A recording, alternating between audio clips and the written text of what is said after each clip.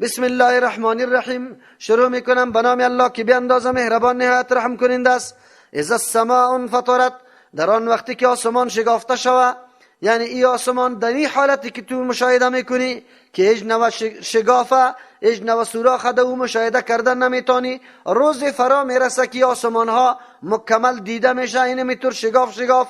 و اذا الکواکب انتثرت، در آن وقتی که امی ستاره ها در هم فرو ریزند، یعنی پراگنده شود. و اذا البحار فجرت، در آن وقتی که بحرها، یعنی بحرها فجرت روان شود، یعنی در جای خود باقی نمانه بلکه تمام جاها را فرا بگیره. و اذا القبور بعثرت، در آن وقتی که قبرها زیر و زبر شود و از او مرده ها یک دم برآید. علمت نفس ما قدمت و اخرت، میدانه نفس ما آن چیزی را قدمت که پیش فرستاده و اخرت پشتی سر باقی گذاشته، کل زیر دم روی خود مشاهده میکنه.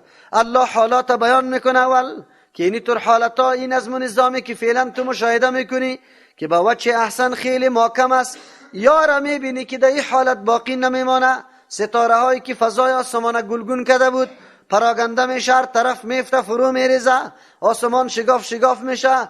بحرها فجرت، انفجارات صورت میگیره، کوها در این حالت باقی نمیمانه، یک دم آبها یکی با دیگه یک جای میشه.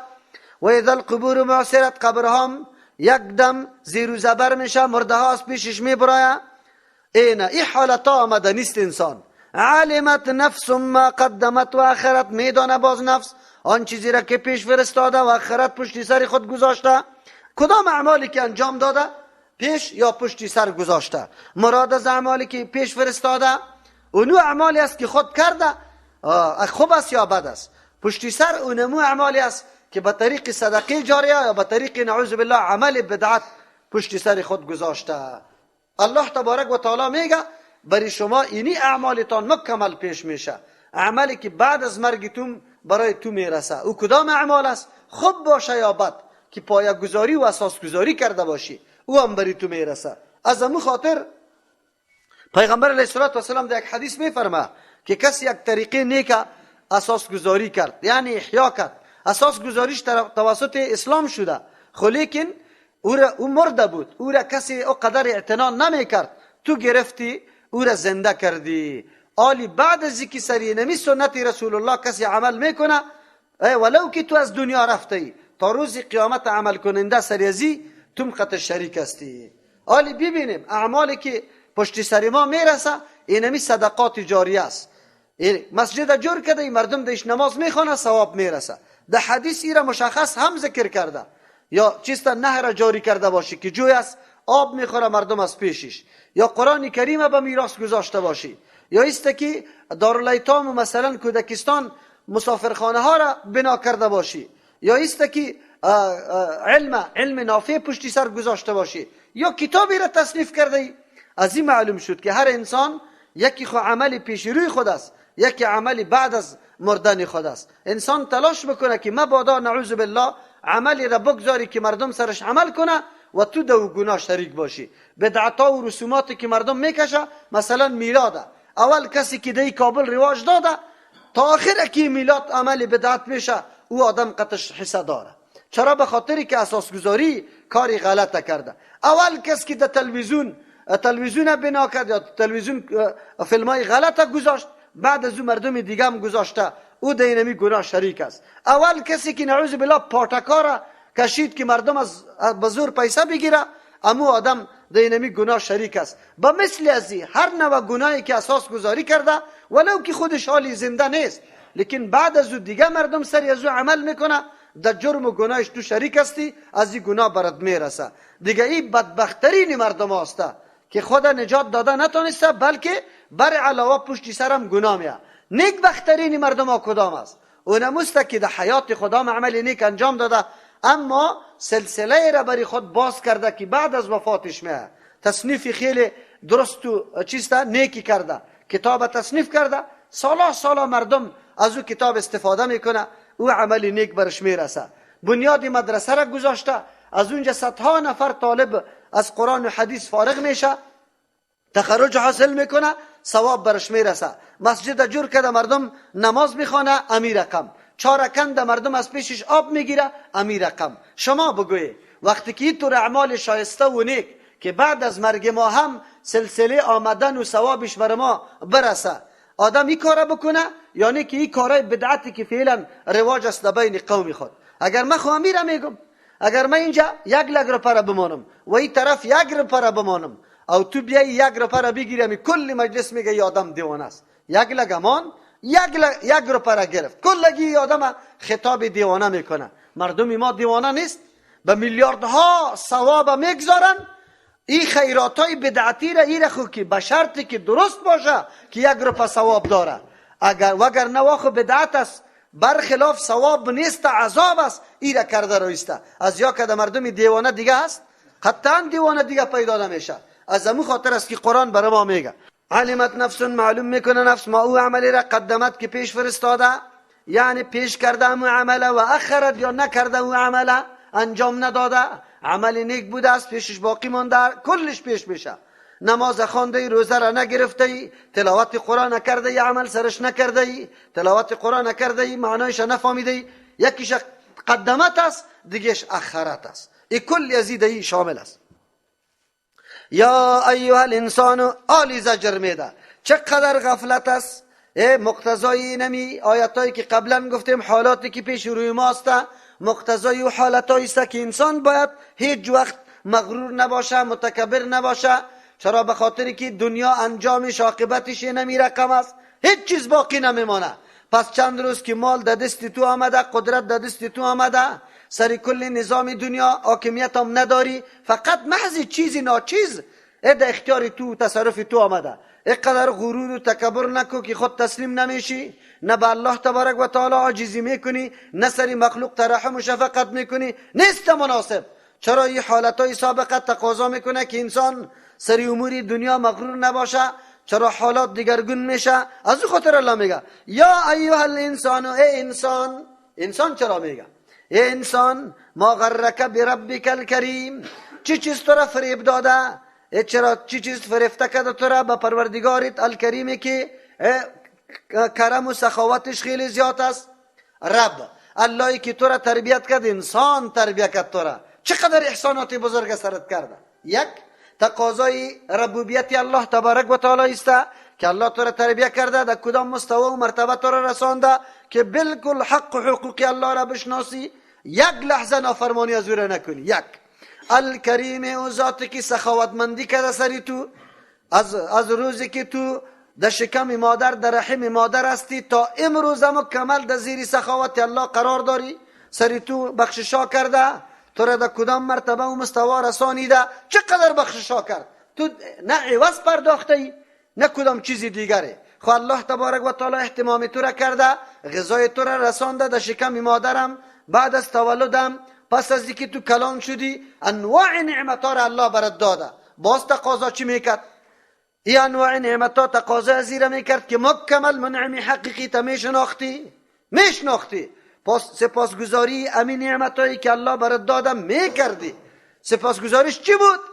که بندگی را به الله خاص میکردی و از روز آخرت میترسیدی، از او عذابا هراس میداشتی. لیکن تو برخلاف ازی، الله تو را تربیت کرده، انسان استعداد برات داده، قابلیت، مقام و مرتبه، لیکن نعوذ بالله درجه تا از حیوان کدام پست کرده.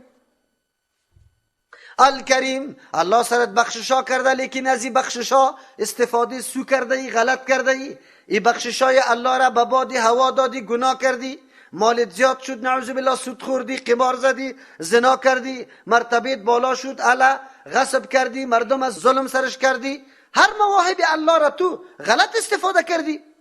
الذی، ذاتی که خلقک، که تو را پیدا کرده. یک دفعه توجه کنی الله چقدر احسانات سر تو کرده. تو را پیدا کرده، اول در پیدایش خود نظر بکن از چی پیدا کرده. فسواک، بعد از تو را برابر کرد، یعنی انتظام اعضای تا کرد، با کدام سیستم، با کدام توازن اعضا را مقرر کرد. هر عضو انسانه محل و موقعش، وضعیت خاصش، حجمش، کیفیتش، شکلش که میبینی، یقینا انسان حیران باقی میمانه که الله انسان با کدام حالت پیدا کرد. فعدلک، برابر کرد تو را، برابر کرد شکلی تا، کل چیزایی تا که تو حالی میتونی بالکل زندگی کنی، حاکم باشی، حاکم خلیفه الله برای نافذ کردن احکام الله در زمین باشی. تو را اینطور یک انسان جور کرد. فی ای صورت، در کدام صورت کامل ما شاء، آن چیزی را که الله خواسته بود، رکبک تو را ترتیب داد، ترکیب داد. بیبی حالی خدا، یک دفعه حالت خدا بیبی که همی قدر انسان هستی، ولی الله چقدر کمالات در تو انداخته، چقدر ذهن برات داده، استعداد برات داده، قابلیت داده. چرا؟ چی چیز تو را خیر مغرور ساخته با پروردگاره ده؟ فرفته ساخته که تو چی میشی؟ نه من این کار نمیکنم. نکو حالاتی تا خب در زیر نظر بگیر، زیابی کو که الله چه احسانات بزرگ خطت کرده. کلا نه هرگز این کار کردن بکار نیست. یکی هرگز مغرور شدن بکار نیست که انسان مغرور شوه، خدا بالا بتراشه، از قید و بندی که الله برات وضع کرده از او خدا آزاد بکنی، نیست مناسب. تو انسان بالکل طور کارا را نکن. بل تکذبون بالدین، شما خو میگی، بعضی مردم ها چی میگی؟ بیا نماز بخوان، الله کریم و رحیم است. بیا روزه بگی، الله کریم و رحیم است. الله میگه نه، این غلط گپ اسی را با نجور میکنه، اصلی گپ دیگه جای است. یا این قدر عقیده قوی نداره که الله خیلی کریم است. بل تکذبون بالدین، شما تکذیب میکنی روز جزا و پاداشه. میگه یه چیزی هم نیست، در این دنیا که سیر خوردیم اونجا هم چاری خدا میتونیم. میگه همیشه آخرت مثل دنیا، سری دنیا قیاس میشه. اینجا که روزگاری خوب داشتی اونجا هم روزگاری خوب داری. قرآن میگه نه کرم الله تو را فریفته نکرده، مغرور نکرده. مغرور تو را اینی گپ کرده که فکر میکنی که حساب و کتاب دیگه وجود نداره. از او خاطر چرا این را بری خود تسلی میده؟ خب چرا تسلی میده؟ به خاطری که در پیش وجدان محکمه نشود. وجدان آدم خودم محکمه میکنه. تو میگی نه برو الله کریم است، یا ایست میگی نه حساب کتاب وجود نداره، آلی از محکمه وجدان خدا خطا میدی. اگر مردم تو را بد میگه، آلی به خاطری که وانمود کنی که چیسته، ما خو خدر گناهگار و سرکش نیستم. نه، ما خو بسیار عقیده از تو کده خوب عقیده دارم. تو سری کرم الله عقیده نداری؟ ما دارم. الله کریم و رحیم است، الله لک بخش است. نمیگن الله لک بخش است. آلی از ملامت کردن مردم خدا به این بهانه آزاد میکنی. این درسای کیست؟ شیطان است که دلایل برات پیش کرده رایسته و تو را وادار کرده که برو حرکت کو طرفی گناه. اینی گپا. خو الله برات چی میگه؟ و ان علیکم لحافظین. انسانی تو فکر نکو برنامه زندگی تا مکمل ثبت میکنه الله. که چرا؟ خوابیدی خو نماز نخواندی، قرآن برات آمد خو گوش نگرفتی. چرا؟ قرآن برات میگه ان علیکم لحافظین، یقینا بالای شما لحافظین جمع کننده اعمالتان است، یادداشت کننده هاست، کرامن که خیلی گرامی قدر است. بسیار مردمای معزز است. پاچا که یک کسی را برات روان کنه پشتی تو و امر فرمان برات بده، خو آدم وزیرش باشه، اینطور یک نوکر نباشه. اوهو وزیر روان کرده بود مرا گفت که اینی کارا بکن. او وزیر سر ما مراقب است، میبینه که من این کارا میکنم یا نمیکنم. حالی دیگه بسیار احتیاط میکنی، چرا که وزیر پس تا پاچا حالا میبره. حالی دیگه اینطور کار میکنی که پرسان نکو. کرامن کاتبین، ملائک معززی الله تبارک و تعالی و هم قرینی توسته که کلی برنامه تا ضبط کرده رویست. کاتبین نوشته کننده است، یعلمون میدانم آن چیزی را تفعلون که شما انجام میده. هر چیزی را که شما انجام میده ملائک نوشته میکنه. او چی جای ازی که ملکی که نیکی را نوشته میکنه او را حاکم بالای ملکی که بدی ها را ثبت میکنه سر ازو حاکم گردانیده. زمانی که انسان بدی میکنه ملک نیکی میگه ورش نه نوشته نکن مگرم توبه کنه. تا یک روز برات امی گناه را نوشته نمیکنه، وقتی که توبه نکردی باز نوشته میکنه. این دیگه احسان و کرم الله. آلی بری تو گفته یعلمون ما تفعلون، گفته معلوم شد که نیت و اراده عقیده یا نمیدانه. بله از آثار چیسته، از آثار نیت و اراده اثرش در بیرون نمایان میشه که چقدر اخلاص داری برای کدام چی انجام دادی. خو اصل عقیده قلبی تا و نمیدانه، از آثارش میفهمه که تو چه قسم عقیده داری. ان الابرار لفی نعیم، یقینا مردمای نیک لفی نعیم در نعمت است. ابرار جمع بر است. بر نیکی را میگه، بر کسی را میگه که مکمل نیکی میکنه، او نیکی هر عملی که قرآن و حدیث او را تایید میکنه او را به نام نیکی یاد میکنه. پس ابرار کسانی است که مکمل کارایی را انجام میده که قرآن و حدیث او را تایید کرده، او نمو را انجام میده. و ان الفجار، یقینا نافرمانا کسایی که بدکار هستند، لفی جحیم در جهنم است. اینجا مراد از فجار سرکش و نافرمان میگه. خدا کنه در عقیده باشه یا در عمل، اردویش شامل میشه. پس بعضی خاص میکنه ایره برای تنها کفار. چرا؟ به خاطری که در مقابل ابرار است و ابدا در جهنم امی کفار باقی میمانه، مومنای گناهگار نیست. و بعضی میگه که نه، اینجا فجار عبارت از امو کسایی است که عمل گناه را آشکارا انجام میداد، فخر سرش میکرد، از او خاطر این مردم شامل امی جهنم است. اگرچه داخل الامر اگر عقیده توحید داشت الله یاره در جنت میاره. یصلونها یوم الدین، داخل میشه در این جهنم در روزی که پاداش داده میشه. و ما هم عنها بغایبین، این امی دوزخیان نیست از دوزخ بغایبینه، کناره شوینده، پنهان شوینده که خدا پټ کنن، نه، اونجا کلگی آشکارا ظاهر پیش میشن. و ما ادراک ما یوم الدین، چی چیز تو را دانانده پیغمبر علیه السلام؟ ما یوم الدین، روز جزا. کدام روز جزاست؟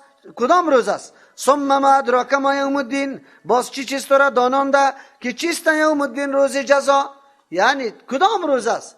پیغمبر علیه السلام الله میفرمه با او علمی که الله برش داده، با او دید و بصیرتی که الله برش داده، پیغمبر الله میگه که روز جزا چه حالاتی داره، چه کیفیتایی داره، گنجایش نداره، در دایره تصور و بیان نیست که ما اینجا بیان بکنم. پس ما و شما در مقابلش چی رقم باشیم؟ او کدام روز است؟ روزی که پاداش داده میشه. ما فقط یک کمی قیاس میکنیم در روزی نمره خوانی. روزی نمره خوانی چقدر روزی هیجانی است؟ راستی تا نبگوید. خب کسی که سوال حل کرده، او کسی که سوال حل کرده از همین روز چی میکنه؟ خدا گم میکنه، حتی در مصحنه نمره خوانیم نمیره. چرا؟ به خاطری که نامش گرفته شود و بگه که ناکام، دوستا و رفیقا برش سعی میکنه، امینجا بسیار خجالت میکشه. او نمو روز است. حالی از اینجا تصورش بکنه کسی که سرنوشت آیندهش دمی روز تعیین میشه. چطور گپ است؟ قرآن کل مجموع حالات و کیفیت همین روزه در یک جمله خلاصه میکنه و بعد از او انسان فکر و چرت بزنه. و کدام روز است؟ یوم لا تملک نفس، روزی که در اختیار نداره نفس، یک نفسم، لنفس، برای نفس دیگه، شیئا، چیزی را، هیچ چیز در اختیار تو نیست که بکنی. در دنیا هم الله تبارک و تعالی بعض اختیارات برای انسان ها داده. میتونه انسان برای انسانی دیگه بسیار کارا بکنه، لااقل دعا بکنه، امداد کنه، کمک کنه در یک کارش، در روزگارش، در کامیابیش تلاش بکنه. این کارا را میتونه. این صحنه است که الله برای ما همینطور پیدا کرده. اما روزی فرا میرسه که هیچ نفس برای نفس دیگه هیچ چیزی را کرده نمیتونه الا که اذن کی شوه؟ الله تبارک و تعالی. اونجا باز معلوم میشه. در دنیا خو میگفتیم یکی آسان نبود جانب دوزخ بردنی ما، آنجا که احمد مختار نباشه اونجا باز معلوم میشه. این اولیاست، ما صاحب زاده و گل زاده هستیم. قرآن میگه یوم لا تملک نفس، در روزی که در اختیار نداره یک نفسم لنفس شیئا، برای نفسی دیگه چیزی را تا وقتی که اذن الله نشوه. والامر یومئذ لله، کل اختیارات در این روز خالص برای کی میباشه؟ الله. عالم برای الله است. لیکن اینجا الله تبارک و تعالی مجازاً اختیارات ملکت در بعضی مردم داده. اونجا همه اختیارات ملکت مجازیم نیسته. نمایان میشه اختیارمندی الله. هر کس درک میکنه که واقعا کل اختیارات در پیش کیسته؟ الله تبارک و تعالی است.